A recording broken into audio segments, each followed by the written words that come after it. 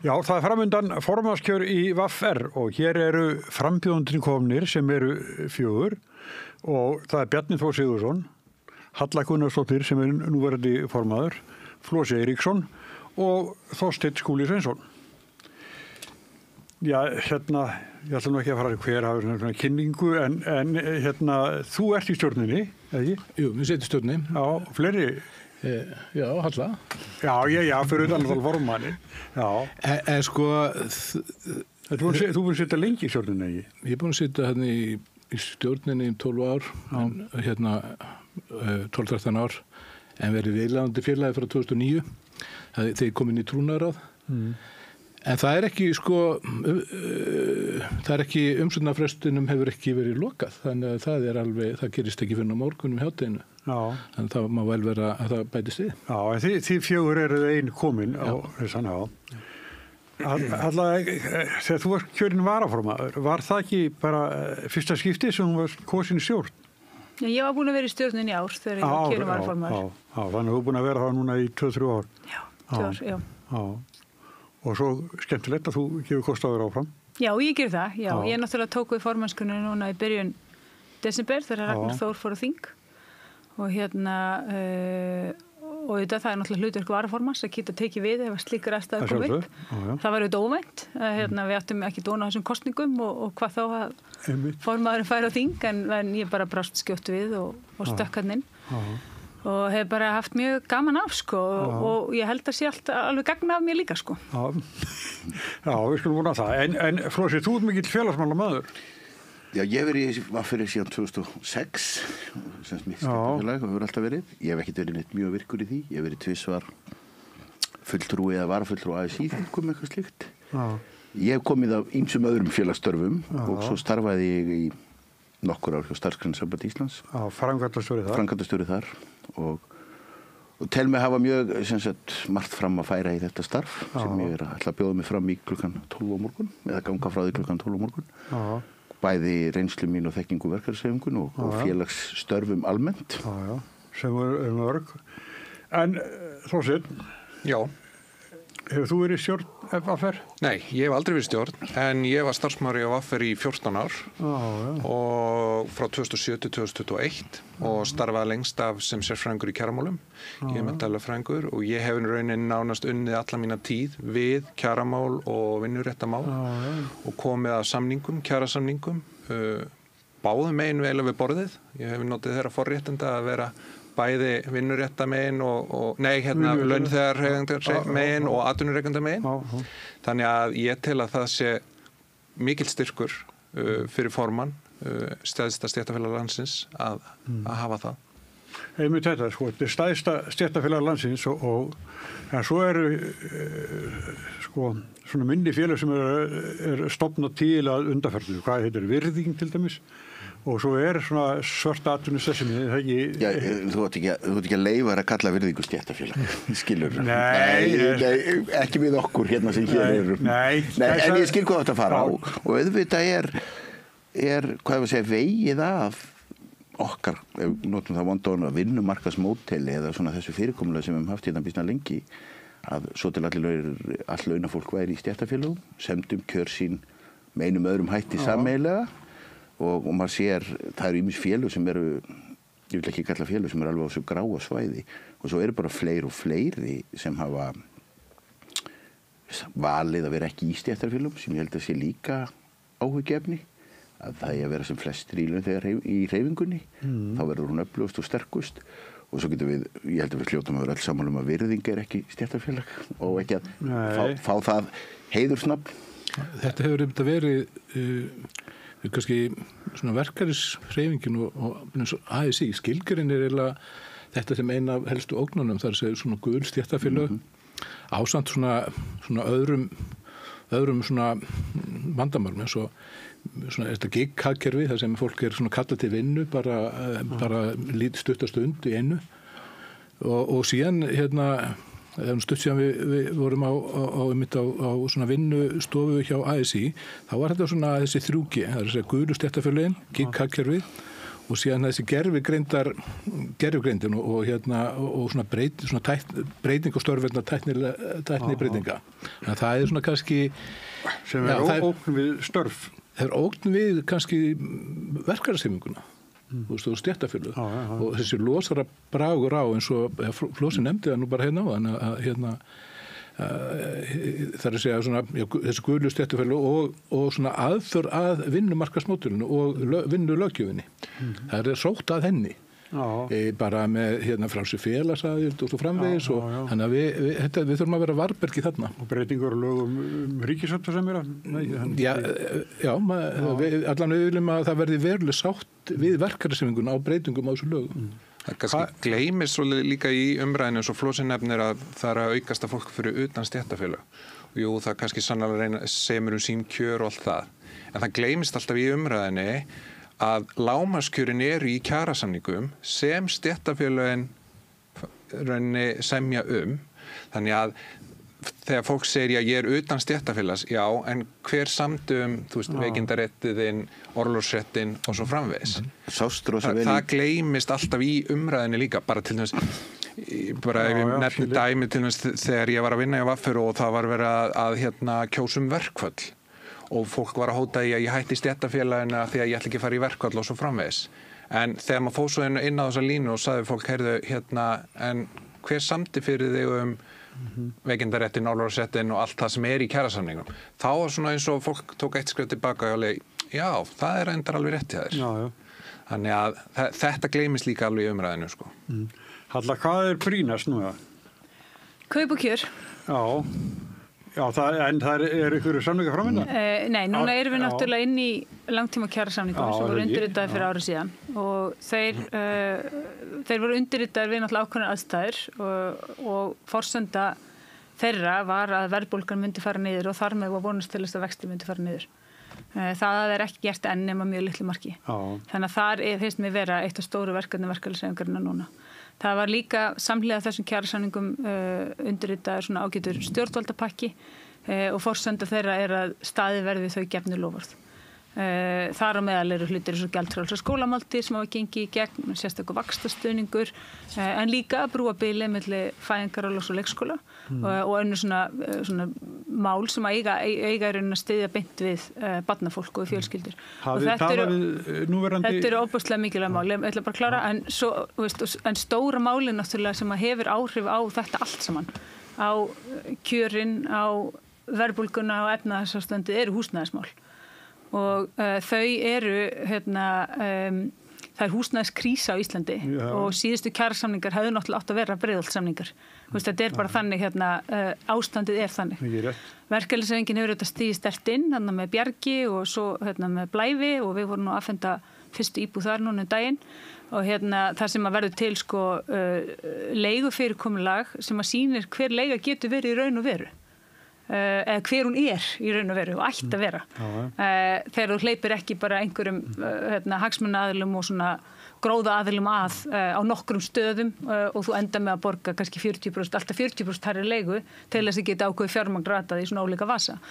En og þetta er auðvitað mikilvægt en þetta er náttúrulega bara dropi í hafið í þeirri húsnæðiskrísu sem við búum við núna. Þannig að þetta finnst mér vera stærðarinamál. Og síðan hef ég líka verið og mér stendur ágætt að fá framboð frá Þorsteini og fá hann inn í þessu umræðu hann allavega með þau mál sem þú setur inn á þína heimasíðu setur þessi fjölskyldumál í forgrunn. Ég er búin að vera að keyra svolítið á þau innan VFR og tala gjaldskrárhækkanir í leikskólum, fyrirkomulag á leikskólum, upptöku fæðingarstyrks og þetta bil á milli fæðingarorlofs og leikskóla og þessa pressu sem er sett á foreldra ungra barna sem eru á bara einni viðkomustu stund lífsins og það er alveg þannig að bæði stjórn og trúnaðarráð og svona hinn virki hluti VFR er dálítið eldri heldur en meðalaldurinn í félaginu þannig að þessi mál hafa kannski ekki alveg verið að fá eins mikla athygli og ætti að hafa þannig að mér finnst gott að fá þá umræðin og ég held að og ég ímynda mér að sumt af þessu muni þroskast í þessari kosningabaráttu og við kannski sitja uppi með svona skýrari mynd af því hvað fleiri við getum gert en það sem við höfum verið að reyna að gera því að þetta finnst mér stærðarinn mál líka það er þessi viðkvæmi tími lífsins þá við eigum að styðja við fólk á viðkvæmustu stundu lífsins. Það er þegar lítið barn kemur í heiminn. og það þegar við missum mátt og hættum að geta unnið. Já, og sérlega þegar kreppa í húsnæði smá. Akkurat. Þú sé? Já, meina, þó að séu nokkur ár síðan ég átti lítilbörn, þá veit ég þekki þetta ágætlega. Ég pröfaði það líka og sá líka ágætlega hvað þetta skiptir máli, að því ég var ekkill með 3 lítilbörn, 6, 8 og 10 ára. Það skiptir mjög miklu máli þá stöðningu sem ég fekk frá mínu félagi og þessu félagslega kerfi. Svolítið að þó að ég sé kannski á meðalaldri vafferfélag, þá felur það ekki í sér að maður hafi ekki áhuga neinu öðru en sjálfum sér eða sínu umhverfi, hvort sem það eru börn eða gamalmenni eða allt þar á milli. Og ég held að í svona stóru félagi þá hljótum við alltaf að sækjast við að tala fyrir hönd allra félagsmanna og öll málin. Og ég alveg sammála að við þurfum að horfa á þessa hluti. Varðandi húsnæðismarkaðin og pakkan, þá get ég nú gjarna en tekið undir með Höllu í því. Þekki það aðeins innanfrá, satt í stjórn Bjargs, varamaður í stjórn Bjargs tíma og mjög gaman að sjá það módel og hvernig við margir verktakar getur lært af því við bygginguna sjálfa sem við sleppum alveg fjármögninni og það allt saman. Svo þekki ég alveg byggingabransan ágætlega því ég er líka húsasmiður og vann við það hér áður og svoleiðis. Og ég held að þetta er stóra máli, hvernig við getum tryggt fólki þak yfir höfuð. Hvernig getum við tryggt fólki öruggt þak yfir höfuð? Og það sem maður sá að breytist algjörlega í Bjargi á leigumarkaðnum, það var ekki endilega, það er ekki bara leigu upphæðin, það var öryggið. Það skipti fólki Bjargi lang mestu máli í örygginu. Það var í vinnu og það gat borgað. En mér langar aðeins að nefna þetta því Þorsteinn sagði mér kjarasamningana í COVID, þá var ég að vinna á Starfsgreinasambandinu. Þá kom allt fullt af fólki sem hafði verið í því sem Bjarni var að nefna, gigginu og hafði verið sjálfir verktakar og hringt og voru að leita réttindum sínum hjá félaginu eða félagunum. Og ég var nú að benda mönnum að menn hefði ekki verið í stéttarfélagum og þá voru menn að bjóðast til að borga félagsgjöldin afturvirt eða eitthvað svona sem það reyna að vera partur af tryggingafélaginu en komu bara þegar kviknar í eða svoleiðis. Og þá sá held ég margur að því menn áttu hvað skiptir miklu máli að vera í stéttarfélagi og hafa einhvern með sér bæði til að sækja sín laun, réttindi, eiga þau og slíkt. En auðvitað er ekkert máli að vera ungur og út á markaðnum þegar allt leikur í lindi, en það var leið og eitthvað bjátar á, þá viltu hafa sterk og öflugan hóp í kringu. Ég held að þetta hafi líka verið, það hefur verið umræð þetta, stuðning við þetta tímabil lífi fólks hjá okkur. Bæði við heldum bara mjög flottan trúnarársfundum daginn sem við ræddum þetta. Það sýnir sitt hverjum og það eru fjölmörg svona verkefni líka sem þarf að skoða hvernig við getum komið fyrir en það þarf að vinna í þessu og mjög stíft.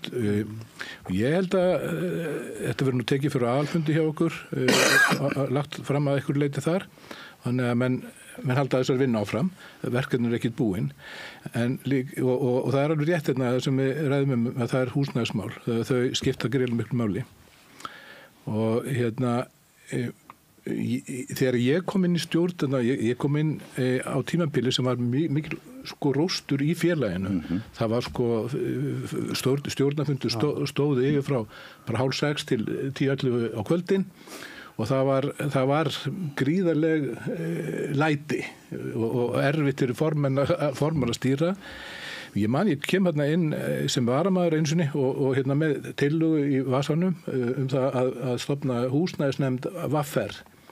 Ég held að það hafi verið eina máli sem var samþykkt einróma í félaginu bara þetta árið. Hver var formaður þá?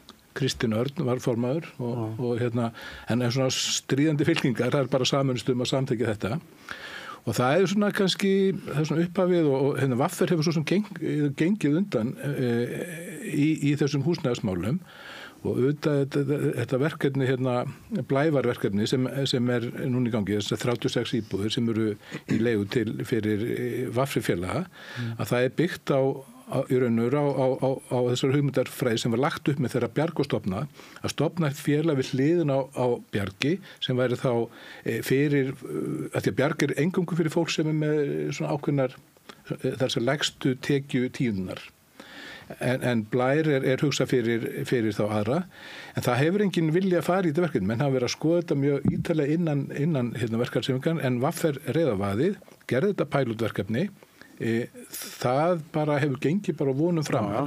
Bjarg hefur byggt þessar íbúður upp og hérna kemur til að sjá þessa hluti fyrir Blæ. Hver á Blæ? Þetta Blær í raun og veru bara svona reglíf sem í eigu sömu aðila og eiga Bjarg, það segja BSIB og ASI. En síðan förvinn í þetta verkefni með VAFR Blæ og það segja þetta verkefni á VAFR en draumurinn að sjá þetta í miklu svona víðara samhengi að þetta sé bara fyrir alla og þarna ekki gerða neina tekju, það ekki tekju takmarkanir en það eru eign, þú mátt ekki hafa átt húseign í síðustu 5 ár. Og þetta ekki svona, það kemur ekki opinbert fé í þetta félag eins og Bjarg, þetta ekki svona niðugreitt af opinbera og þetta heldur ekki niðugreitt af VAFR, þetta ákveðin fjárfesting fyrir VAFR. En það sem var að tala svona, ég var bakhjarl fyrir nokkurum árum, slasaðist ég mjög alvarlega og var lengi frá og þá átti ég blaðamannafélagið að, ég tek alveg undir þetta þá það væri bara launum strax frá blaðamannafélaginu. Ég vil fá aðeins að bæta inn í þessa umræðu að því við erum að ræða hérna leikskólamálin, húsnæðismálin og allt það og það náttúrulega mjög mikilvægt að VAFR haldi þeirri vegferð áfram.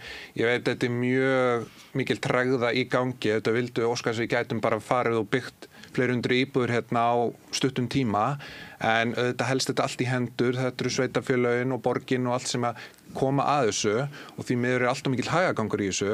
Þess vegna mikilvægt að VAFR haldi áfram að berjast fyrir því að byggja húsnæði á skikkalegum kjörum og eins og Halla nefndi á sanngjörnum kjörum varandi leiguna. Þú veist, leiga náttúrulega bara komin út í rugl hérna á almennum leigamarkaði eins og við vitum öll og umræðin hefur verið. Þess vegna tel ég mjög mikilvægt og ef ég verð formaður að þá mun ég halda þessu verkefni klárlega áfram og reyna að þrýsta eins mikið og hægt að það veri frekari uppbygging. Ekki þetta verði bara ein blokk sem að síðan bara einhvern veginn hverfur síðan eins og kannski maður hefur séð í gegnum tíðina þegar svona verkefni fara á stað. Og eins með leikskólamálin, þetta svona umræða sem búin að vera síðan ég var í leikskóla. Og þú veist, og ég að verða 40 að koma börnunum sem inn í dagvistunarúrræði, hvort sem þetta dagmömmu eða á leikskóla, þetta hefur alltaf verið vandamál. Og nú bara komin tími til að stéttarfélögin og þá eins og ég tala fyrir hönd þá VAFR fyrir sitt félagsfólk seti á stað úrræði fyrir félagsfólk VAFR með unga börn. Því ég veit að bara einskinni, ég með 3 lítil börn og yngsta nú bara 5 mánaða og að það þurfa í hvert skipti sem að við höfum þurft að fara að leita, að fara og eyða tímunum sínum í marga mánuði að finna dagmömmu og svo bíða í hálfgerðu spennutreyju hvort hann komist inn á leikskóla ekki, það ekki boðlegt. Og það sem að gerast núna að fólk að þurfa að lengja í fæðingarorlofinu sínu eða jafnvel, sumir hafa jafnvel bara mist vinnun á þetta, vegna þess að það ekki úrræði fyrir börnin þangað til þau komast frá fæðingarorlof þangað til þau komast á leikskóla. Og það náttúrulega sannkallað tekjuskerðing fyrir fólk. Það þegar tekjuskerðing þegar maður fer í fæðingarorlof, við vitum það og hvað þá ef það þarf að lengja ennþá meir í því og svo getur bara fólk lent í því að vera hjá vinnuveitandi sem segir bara nei til miður, við bara getum ekki haft þið áfram hérna ef þú ætlar að vera áfram í fæðingarorlofi sem náttúrulega ekki gott. Þess vegna þarf að brúa þetta bil frá 12 til 24 mánaða cirka. Hvernig ætlar það? Ég legg til að VAFR setja á stofn leikskóla fyrir félagsfólk VAFR og þar náttúrulega kemur inn í því náttúrulega að niðurgreiðsla frá sveitarfélögunum koma með því að sveitarfélögin eru þannig gerð með sína niðurgreiðslu að þú getur sótt dagmömmu hvar sem raunin og niðurgreiðslan fylgir bara barninu. Nú vandamáli kannski hefur ekki verið að fólk vil ekki borga fyrir dagvistunarúrræði. Ég held að maður hefur ekki heyrt neina þær raddir. Það enginn að krefjast þess að þetta sé frítt því að þetta kostar þetta. Fólk vill bara koma börnunum sínum, hafa það eins og ég segi, hafa það huggulegt í fæðingarorlofi og njóta þess og geta svo gengið af dagvistun leið og fæðingarorlofi lýkur. En ekki að vera í ykkur stresskasti þangað til að tíminn líður og sjá hvað gerist. Það bara ekki boði og þetta náttúrulega algjör tekjuskerðing fyrir fólk. leikskólar, segir hann, leikskóla allavega? Ef ég má bæta inn í, við erum alveg eins að geta gert þetta, alveg eins og með húsnæðisuppbyggingu fyrir fólk. Og eins og ég segi, ef ég verð formar og ég tek fram í mínum áherslumálum leikskólamálin, þá legg ég mikla áherslu á að það verði bara fengnir fagaðilar til þess að útfæra þetta. Og við erum farin að sjá það núna að stór fyrirtæki hér á landi eru farin að gera þetta til þess að aðstoða sitt starfsfólk. Auðvitað er þetta ekki í lagi. En einhvers staðar verðum við að grípa inn í sem stéttarfélag til þess að gæta kjör fólks og hagsmuna þeirra. Leikskóli, hver vil grípa boltan? Já, ég get alveg grípa inn á bolta. Það er alveg rétt sem Þorsteinn segir leikskóla og nauðsyn þess að þeir séu og brúa þetta pil. Ég er alveg hugsi yfir því að verkalýðsfélagi eða verkalýðsfélagi VFR ætti að reka leikskóli. Ég held að það ætti ekki að vera á því okkar verkefni. Ég held almennt séð eiga verkalýðsfélög ekki að vera í mikilli starfsemi. Það sem stendur svona atvinnustarfsemi innan geðselapa. Það sem hefur staðið leikskólamálum fyrir þrifum og uppbyggingu þess er aðalega það gengur svo illa mannað á. Og það gengur svo illa mannað á að því það er ekki borgað nógu gott kaupa þeim. Ég held að það sé eitthvað samhengi þar á milli þegar Reykjavík, Kópavogur, Hafnarfjörður og svo framvegis standa í vandræðum í þessu. Svo þess að ég myndi velta fyrir mér hvar væri VFR statt þegar það væri atvinnurekandi á leikskóla fyrir fólk sem hefur nú ekki verið mjög ánægt með kaup sínum kjör, okkur hefur gengið illa mannaða á faglegu leikskóla. En það getur vel verið að VFR geti komið að breytingum á þessu sviði, eins og til dæmis félagið hefur verið að tala og halla núna undanfarið út af svona breytingum á leikskólagjöldum í einstökum sveitarfélögum sem bara verið mjög gott. En ég þarf allavega að hugsa þessa hugmynd, Þorsteinn. Ég segi það bara eins og hvort við eigum að fara að reka. En má ég aðeins fá að svara þessu? Nú erum við að tala úrræði tímabil. Ég var samt voða jákvæður, og það er ekki að svara.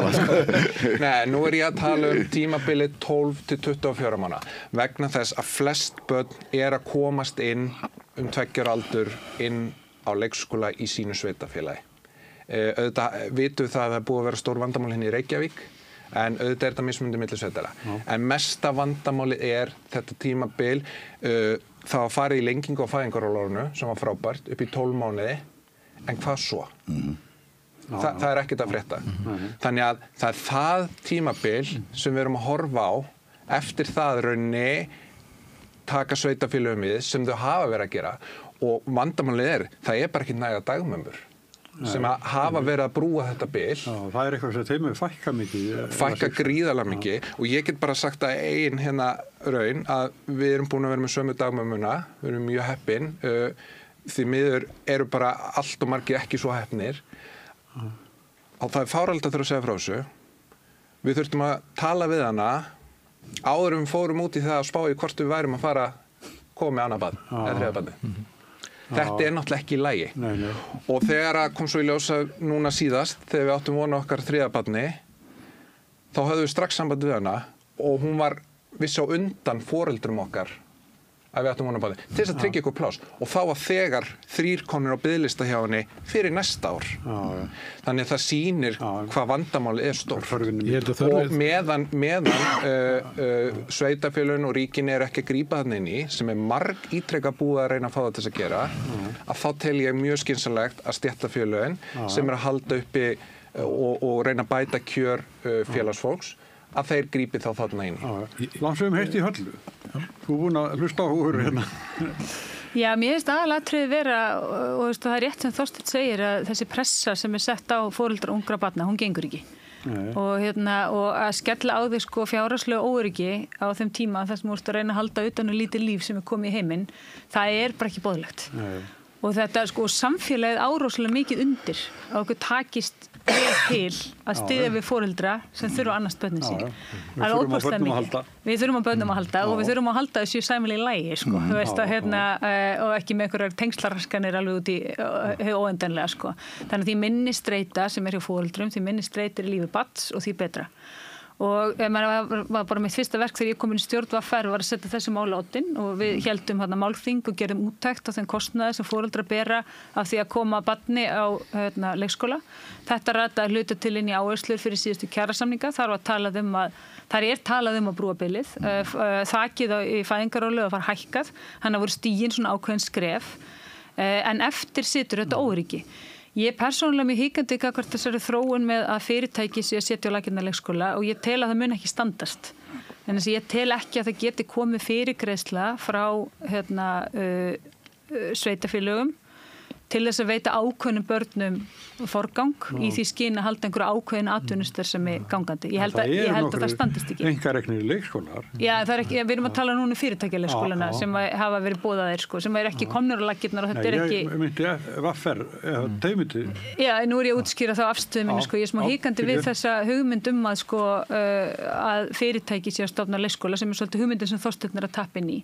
Og ég meina einu sinni voru spítalaleikskólar á Íslandi það sem að starfsmenn spítala gátu verið með börnin sín og þegar ég var á leikskóla þá var ég þar að því að barn einstæðra móður og þannig að það hafa verið alls konar útfærslur af þessu en aðalatriðið er þetta að við eigum ekki að setja þessa pressu á foreldra ungra barna sem við erum að gera í dag og við verðum að greiða úr því og það er, ef maður hugsa bara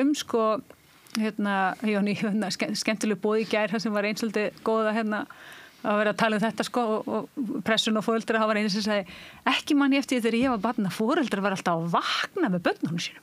Núna eru bara allir útkerðir og ná einhverju hvílda því að það eru alltaf allir að vakna með börnunum sínum og þá kom önnur og sagði ég æfði fótbolta og aldrei kom mamma á leik eða pappa á leik þannig að það er orðróslega breyting á foreldrahlutverkinu á ekkert mjög lengum tíma og sama tíma þá erum við öll að djögla það er vinnan og það er þetta og þetta leið og dagmömmuplássið eða leikskólaplássið er komið þá er hægt að láta þetta ganga en það má ekkert út að bregða og ef að bara, þú veist, ef að barnið, eða springur á bílnum, ef að barnið þitt er að glíma við einhverja, eða lendir ykkur áfall, er að glíma við eitthvað, ef þú lendir í þeirri stöð að vera bæði með lítið barn og aldrað foreldri, að þá er þetta bara orðið og mikið hjá flestum.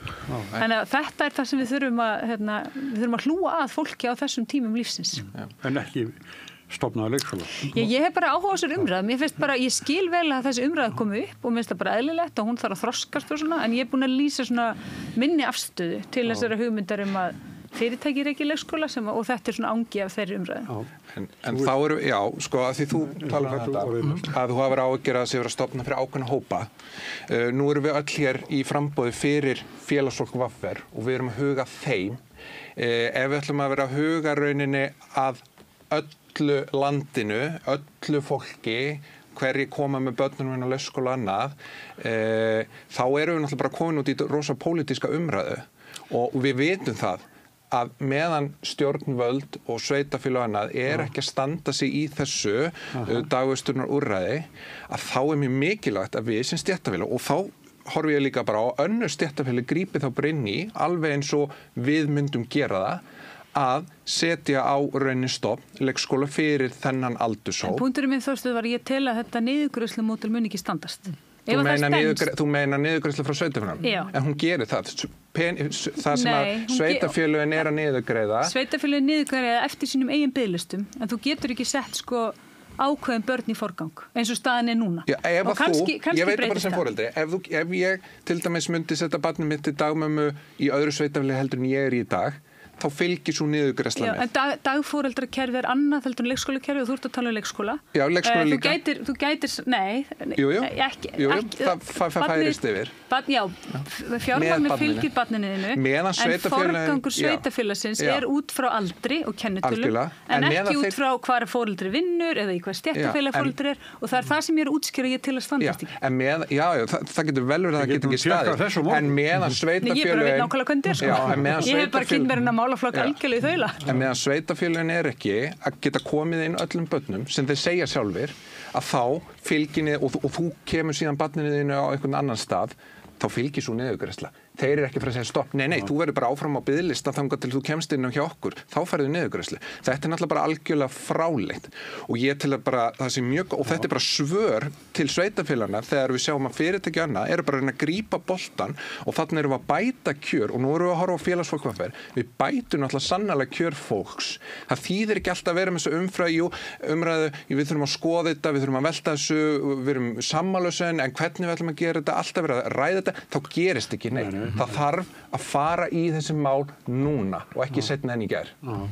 Þú hefur sagað lengi. Já, bara, þetta mjög áhugaverð umræð og þetta ekki fyrsta skipti sem hún tekin á vettvangi VR og ekki í stjórn. Hún hefur gert á meðan ég hef settið í stjórn VR. Þá hefur hún allavega tekin upp 2 svar og þetta þá í 3. skipti núna. Vandamálið mikið og við vitum það og maður bara heyrir þetta bara á hverju vori þegar fólk safnast í bara eins og farfuglar í ráðhúsinu og kvartar yfir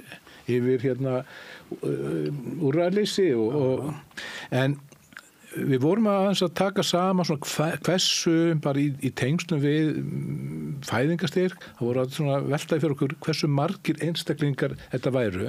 Þetta eru svona 2000 plus mínus eitthvað, ef ég maður rétt ekki, sem cirka bát sem með við skoða bara gögn frá Hagstofunni, hvað margir eru eiga bát sem eru, þú veist, ekki laun frá VR. Þannig að við erum að tala um það kannski 2000 bát.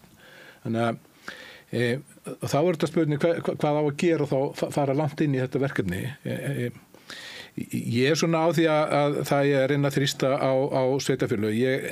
Þá að vandamáli sé mikið, þá finnst mér þetta að vera talsveit mikið öðru sér heldur en húsnæðismál, því að húsnæði bara eiginlega frá voggu til grafar fyrir alla fjölskylduna og á öllum aldri fólks, bara ekki eingöngu þessum aldri, þannig að þessu barnegna aldrei. Þannig að ég allan að vil fá að skoða þetta þá miklu betur áður en að maður fer í þetta en ég tek undir þetta vandamál og En þú borgar ekki á húsnæðinu eða úr tekjulaus, sko? Nei. Ég að segja, þetta vandamál gerir það heldur ekki út atvinnulaus, þú veist nema...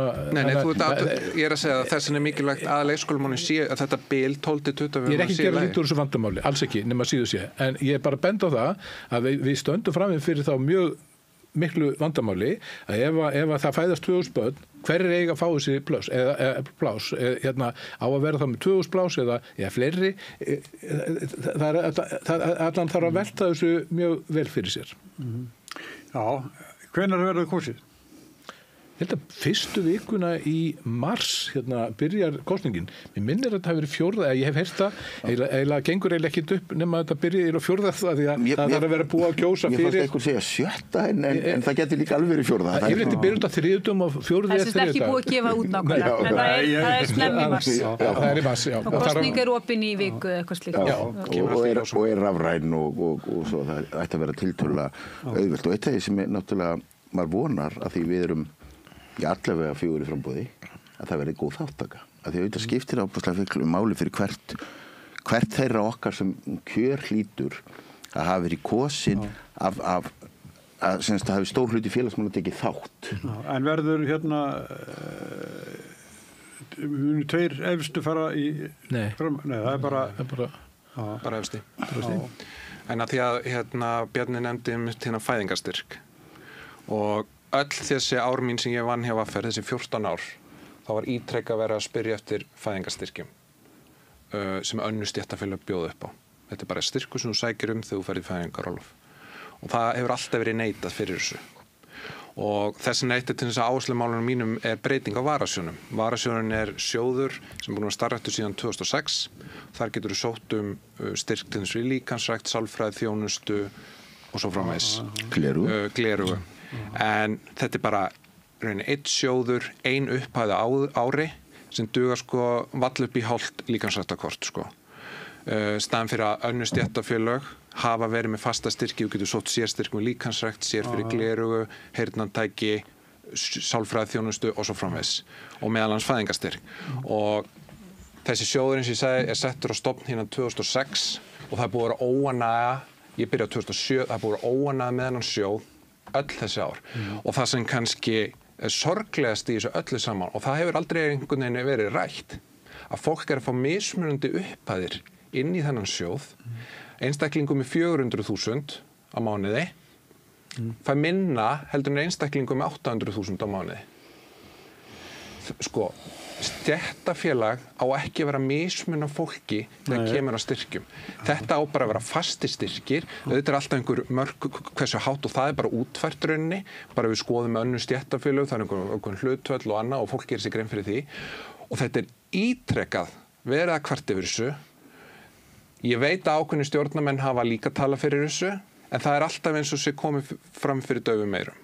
Og bara félagsmenn hafa komið að tala við mig bæði því ég starfaði hjá VR og núna í kosningabaráttunni bara viljiði breyta þessum sjóði þannig að hann sé jafnur fyrir alla og þannig að fólk geti líka sótt styrki og bara gott dæmi meiri hluta fólks sem að sækja sjúkradagpeninga hjá VR í dag vegna geðheilbrigðismála.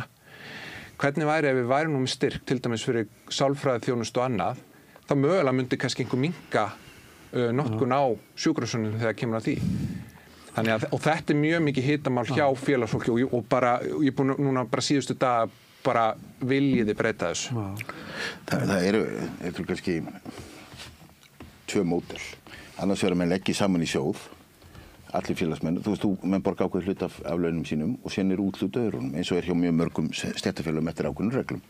Og þá felur það í sér að þú færð ekki endilega þú færð úr sjóðunum í hlutfalli við það sem þig vantar eða þú sækjur eða einhverja reglur en ekki endilega framlag. Vafferum það hinsegin að þú leggur í sjóðun og þá getur þú sótt styrki af því sem þú hefur borgað inn í hann. Og þá verður það náttúrulega svoleiðis eins og Þorsteinn segir að þeir sem borga með hærra kaup, þeir borga meiri í sjóðun og þá geta þeir kipsi gleru aftar með þessum styrk, skilurðu. Þetta svona 2 útfærslur og auðvitað á að endurskoða allt. Ekkert óumbreytanlegt en menn þurfa bara að hafa það í huga hvernig til þessi stofnað og hvernig þetta byggt upp og hugsað. Já, en sko VR náttúrulega fjölmennasta félagið en það líka sko þjónar mjög ólíkum starfsstéttum. Alveg sko bíli frá þeim sem á hæstulunum og lægstulunum á bíla hvergi meir en ykkur. Má ég svara þessu? Já, þetta bara hárrétt, menn þetta mjög stort félag, það eru 40.000 manns í því, það eru einhverjir svona eldri félagsmenn sem hafa verið í félagin þegar fóru á eftirlaun. Þannig að þetta mjög stort félag, þetta félag skrifstofu fólk í þjónustu og síðan fólk í verslun. Þannig að við ég er þáttakandi í framtíðarnefnd VR og við höfum aðeins verið að velta þessu fyrir okkur einmitt og það er ýmislegt sem eiginlega var kveikjan að því að við fórum að velta þessu fyrir okkur einmitt þetta gríðarstóra félag og erfitt og svona ólíkir hópar erfitt að halda utanum og þannig að ég hef verið að skoða það hvort við ættum að fara í svona alvöru vinnu í því að deildarskipta félaginu og það eru bara hefð fyrir þessu hjá systurfélögum okkar erlendis í Skandinavíu að það er kannski fólki sem er í skrifstofu og síðan er verslunarfólk og í þjónustu og nú erum við líka svona eiginlega landsfélag það eru verið með deildir á Reykjanesi og Suðurlandi og Egilsstöðum þannig við erum bara mjög stór hluti af Landssambandi verslunarmanna. Ef það verður deildaskipti með að spyrja, særu fyrir þér en mennur þú samt gera eitt sameiginlegan kjarasamning, miðlegan, ekkert endilega eða? Nei, til einmitt að breyta því, sko, að það þurftu að vera með félaga þannig. Það er líka sem bara í síðustu kjarasamningum þá var svona fólk í Keflavík sem hafði á Jáksliflugvöllunum sem hafði bara áhuga að bæta sín kjör og breyta ákveðnum hlutum, vöktum og öðru slíku sem var tilbúið til þess að taka svolítið slag.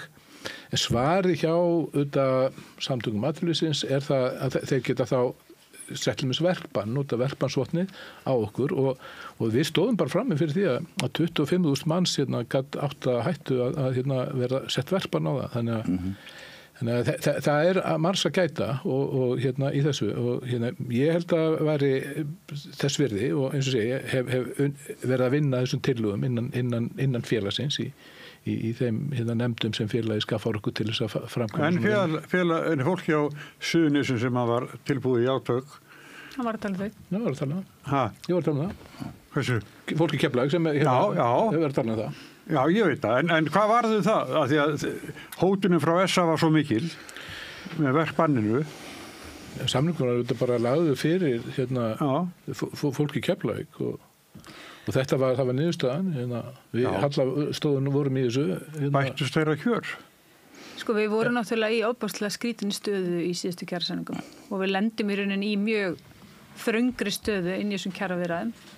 Og þegar ég kem að þeim þegar það er svona svolítið allt komið í hnút og við komum þarna inn að þá erum við að VFR bara komið í svona frekar veika og erfiða stöðu. Svo erum við þennan hóp sem er rakið réttilega á Suðurnesjum sem starfa undir sérkjarasamningi og vilja sækja sinn rétt og þau mæta þessu alefli sem er hótuninu verkbann á 25.000 félagsmenn VFR. Og þetta er náttúrulega algjör ný staða á vinnumarkaði. Þetta er annað sinn sem SA fyrir fram með svona hótun og þetta gerbreytir í rauninu öllum leikreglum á vinnumarkaði að 200 manns í Keflavík með ekki einhvern veginn reisa sínar kröfur án þess að það komi svona hótun. Nú, víða í Evrópu þá eru mikla skorður settar við beitingu verkbanns. Sums staðar er það bannað. Í öllu falli þá þarf það að vera í einhverjum hlutfalli en það er engar slíka reglur hérna. Og ég hef nú sagt það upp á skrifstofu VFR að þessi kosning þarf auðvitað að líða og ef ég sitt þarna ennþá í apríl þá hefst undirbúningur fyrir næstu kjaraviðræður þá einmitt til þess að fjalla þennan nýju veruleika sem við búum við á vinnumarkaði. Og þetta er bara stórmál og þetta er eitt af því stærsta að það er að tala um niðurbrot á stéttarfélögum og þetta er auðvitað liður í því og þannig að þetta finnst mér vera stóra máli sem við þurfum að taka á. Já. Við þurfum samt sem áður að þetta er veruleikin eins og við sjáum í Skandinavíu, Danmörku sérstaklega með svona þetta GK-kerfi og þessi GN3 sem ég nefndi áðan. En við þurfum að undirbúa okkur fyrir þetta og við þurfum að taka einhverja slægi og einhverju vinnast, aðri tapast en við þurfum við getum ekki bara einhvern veginn látið eins og þetta sé ekki til staðar. Við þurfum að undirbúa okkur. Nei og þessi þróun með hvernig menn beita vinnustöðunum, verkbönnum eða verkföllum og slíku hefur náttúrulega verið að breytast alltaf, ef ekki að segja 10 árum. Það var nýjung þegar Efling beitti dálítið takmörkuðum verkföllum á hótelum og slíku og samtök atvinnulífsins töldu það ólögmætt og töpuðu því. Það er nýjung hvernig við erum að sjá hjá kennurum þessa dagana og nú veit ég ekki hvað hefur gerst í kennaradeilinu síðan við fórum hér inn, það gæti verið að væri búið að leysa hana en það er nýjung að menn hafi verið að taka þessar einstakar stofnanir eins og kennararnir gera og síðan einhvern veginn hafa SA á mjög fantalegan hátt að mínum að ætla að bregðast við þessum nýjungum með að reyna að setja verkbann á alla aðra. Svo þeir segja, ok, það eru einhverjar Keflavíkurflugvelli eða það eru þernur og hótelum eða hvaða hópur sem það er sem reisir merkið, þá bara setjum við alla aðra í verkbann og þeir fá ekkert kaup. Þetta er náttúrulega algjörlega nýr veruleiki og við þurfum að hreyfingin í bæði VFR og hreyfingin í heildsýlni, það er náttúrulega að hugsa hvernig hún stígur fram í þessum slagsmálum. Og þarna skiptir mjög miklu máli að standa mig fast í stöðunum í þessu að því þetta mun breyta öllu það hvernig mun sækja hér fram kaup og kjör. Ég held að það sé mikilvægt einmitt að rauninni að fyrir næstu kjarasamninga að þessi hlutir verði ræddir báðum með við borðið. Hvernig sjá menn þetta fyrir? Einhver beitir einhver ákveðnum bröðum eins og þú nefnir verkföll á ákveðnum stöðum. Þetta hefur ekki verið beitt áður og þá kemur hinn, þetta er ólögmætt og allt í málaföllum og djöfulgangi. Ég held að það sé mikilvægt núna að aðilar launþegarhreyfingarnar megin og allir, ekkert bara VFR og atvinnurekendur megin setjist niður og ræði þessa hluti. Og það er til eitt af því sem mér finnst mjög mikilvægt að eiga stöðugt samtal við samningsaðila til þess að ræða svona hluti, að það sé ekki verið að ræða þetta kortir fyrir undirskrift á einhverjum kjarasamningum. því að það alltaf eitthvað að koma upp þegar kjarasamningar í gangi. Nú erum við nýbúin fyrir rúmu ári síðan gerðum við langtímasamning til 4 ára. Þá mikilvægt að bara sitja ekki á rassinum og bíða þangað til að við förum að vinna í næsta samning. Það þarf stöðugt, mánuð eftir mánuð, að vera að vinna í hlutum og taka þá einmitt á svona hlutum sem að koma upp og sjá hvernig viljum við að þetta sé útvöld og hvernig reglurnar eru á bakvið þetta. Þannig að það aðilar séu sammála það að hverju geta beitt verkfalli, hverju geta beitt verkbann og svo framvegis. Þannig að það sé ekki eitthvað spurningamerki þegar það kemur að því hvernig þetta gert. Svo nú erum við að vera langt hljóðtíminn og Bjarni og Hall búin að biðja orðið og viltu ekki bara byrja Bjarni? Já, þetta erum við bara að vinna núna á kjarasamningu og friðarskylda og við erum ekki að fara að gera neitt við tölum og þurfum að setja byggja næstu kröfugerð og svo framvegis þannig að það verkefni heldur áfram á stöðugt að vera svona samtala milli en við erum að vinna öll eftir þessu lögnumur 80 frá 1938 sem vinnulöggjöfina og hún lítur svona út og hún heimilar líka atvinnurekendum að fara í aðgerðir okkur getur finnst þetta ósanngjarnt og þetta svona skiptir máli að ræða þetta mál.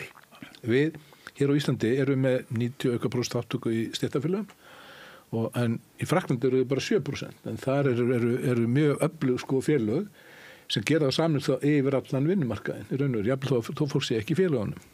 Ég ætla aðeins að bæta inn í varðandi sjúkra sjóðinn og það sem við ræddum áðan. Samkvæmt kjarasamningum þá fáum við 1% frá atvinnurekendum inn í sjúkrasjóðinn okkar og við erum að borga úr honum, við erum með þjónustu, fólk á sjúkra dagpeningum eins og Þorsteinn benti réttilega á þann og það fólk sem það fær núna 7 mánuði greiddan hjá okkur í sjúkra dagpeninga. Ef við ætlum einhvern veginn að við þurfum annarkvort þurfum við að hækka fjölskjöld og sem örugglega ekki vinsælt eða reyna að koma þessum hlutum öllu sem við ætlum að borga það að segja sjúkradagpeninga og það líka rétt að það svona geð og stofsjúkdómar sem lang algengasti þar og þá fæðingarstyrk og varasjóð sem bara það var að taka mjög miklu umræðum en það þarf að rýmast þá allt þarna undir þessu eða var hluti til álagsjónum. Þannig að við þurfum að ákveða hvernig við ætlum að skipta þessari köku í raun og veru og taka þá ákvörðun það. Ég ætla bara að fá að spara mér aðeins umræðinu vara síðan þangað til seinna því að við höfum stuttan tíma eftir nema ég ætla samt að segja að þú talar að það hefði verið fólk hefði talað fyrir daufum eyrum og svo hefur ekki verið eftir ég tók við formennsku. Ég tók þessu umræðu ég er búin að taka þessu umræðu mjög föstum tökum og við heldum góðan vinnufund í stjórn þar sem þetta var rætt og farið ofan í öll gögn og var svona framhalda vinnu sem hófstrenda fyrir hálfu öðru ári síðan og síðan vorum við með góðan trúnaðarráðsfund núna daginn þar sem að stjórn leita í rauninni ráða hjá trúnaðarráðum afstöðu til þessara mála og þetta umræða sem að ég til mikilvægt að leiða áfram vegna sem hún verður að vera á félagslegum grunni og með aðkomu félagsfólks. En mér langaði bara aðeins að skýra aðeins hvað gerðist þarna með Keflavík af því að það gætir svolítið misskilnings hvað átt sér stað. Mér heyrðist það svo mjög frétt í þessu. Það voru dálítið margir sem virtust telja að þarna væri VFR einhvern veginn og ég vil bara Ragnar Þór að tefla fram einhverju litlum hópi, einhverju strategísku verkfalli sem ætti bara stöðva eitthvað og bara til þess að VFR geti eitthvað keyrt áfram. Þetta var svona skærur. Svo var ekki. Þannig hópur sem starfar undir sérkjarasamningi. Þau tjekkaði inn þegar þú flýgur á landinu og týnir farangruninniðinum, þá aðstoða þau þig og taka við miðanuðinum við hliðið. Og þau starfa undir sérkjarasamningi og þau starfa alla jafna á 12 tíma vöktum. Þetta fólk sem vinnur á tögstum, sem eru ekki okkar hæstu laun. Það alveg algjör staðreynd. Og á vetuna og þegar það svona minna ger í flugi að þá hluta þessu fólki tekin úr 100% vinnu og settur í 76% vinnu sem framkvæmt með þeim hætti að þau mæta ennþá 12 tíma vaktina sína frá 5 á morgni til 5 síðdegis en kipt úr vinnunni í 4 tíma þarna inn á milli Þetta svo kallar stubbavaktir. Þannig að þú vinnur frá 5 til 9 og svo vinnur frá 1 til 5. Og þarna var komin samstaða meðal félagsfólks að berjast gegn þessu. Þau töldu þetta óboðlegt og það ekki annað hægt en að vera sammála þeim. Það bara ekki annað hægt en að vera sammála þeim. Og þau stóðu öll saman. Og ég fór að fund með þessu fólki og ég hef bara aldrei, og ég hef bara talsvert mikla félagsreynslu, séð aðra eins samstöðu í svona stórum hópi. Og þarna stóð fólki sem í 100% starfi með þeim sem eru 76% starfi og sögðu þetta ekki bólegt fyrir vinnufélaga mína. Þetta var ekki einu sinni bara fólk að keyra sinni eigin hagsmuni. Og þegar kom upp úr kossunum, af því að það var enn til atkvæðagreiðslu verkfall, við gerum það, þá voru 94% tilbúin til að taka slag. Og stór hluti er ekki einu sinni fyrir sig sjálf. Heldur fyrir félaga sína. En þá má spyrja hvað við gerst síðan. Það voru gerðar 2 bókanir með þessum samningi þegar var samið við þau og meðal annars önnur reyndar lítur svona öðru atriði sem ég ætla ekki að fara út í hérna en ein leit sem þetta að því að taka á vinnuaðstæðum og fara í vinnu hvernig mætti skipuleggja vinnuna þannig að fólk þyrfti ekki vinnu undir þessum stubbavöktum. Og það var nú bara mál sem ég tók upp strax í desember og tekið upp í stjórn og við keyrðum á stað í að fylgja þeirri bókun eftir, hún leiði kannski óhreiði smá tíma og samtali komið að stað við Icelandair. Þau voru þegar búin að vinna í ákveðnum hlutum sem vörðuðu samskipti milli trúnaðarmanna og fyrirtækisins og það sem bara liggur núna fyrir er að fylgja þessari bókun mjög duglega eftir og finna ásættanlega niðurstöðu fyrir þennan hóp sem að þarna vildi berjast fyrir sínum kjörum en var brotin á bakaftur og það á að vera grundvallar atriði á vinnumarkaði að fólk sem í sameiningu sem að vinnur undir einhverjum ákveðnum kjörum vil taka slag fyrir sínum kjörum að það á það að geta það án þess að það komi einhver hótun eins og þessi. Þau eru enn á þessum stubbavöktum. Þau eru enn á þessum stubbavöktum. Stubbavöktir eru þannig að ferðaþjónustan hefur verið að reyna að koma þessi gegn í ferðaþjónustusamningunum hvort sem almenni sem eru ekki hjá VR út landa allt, því mér vilja geta haft minn á mótnana og kvöldin og þurfa ekki að borga þeim kaupi við miðjandaginn og auðvitað þetta og það frábært að heyra svona af þessu og maður fylgist með því sko að því kjarasamningar ná svona yfir heildsýn á hlutina en svo eru 1000 sérstök tilfell eða 100 sérstakar tilfellar sem sérstakar aðstæður, sérstakur hópur eitthvað svona, þá skiptir öllu máli að stéttarfélagið þitt standi með þér sé inn í málunum, sé tilbúin að koma og taka þátt í því. Þannig að menn séu annars vegar að berjast fyrir kjörum sínum í stórum hópi en líka saman þar sem þeir vinna.